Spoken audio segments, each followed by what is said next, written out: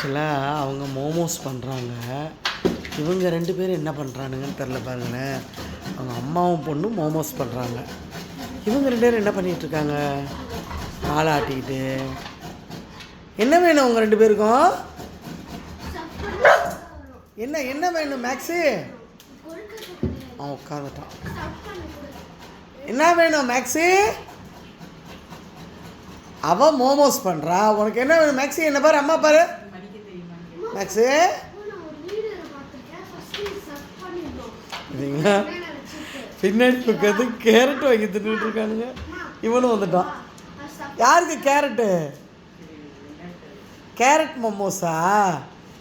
Carrot பன்னீர் மோமோஸா? இந்த வேறு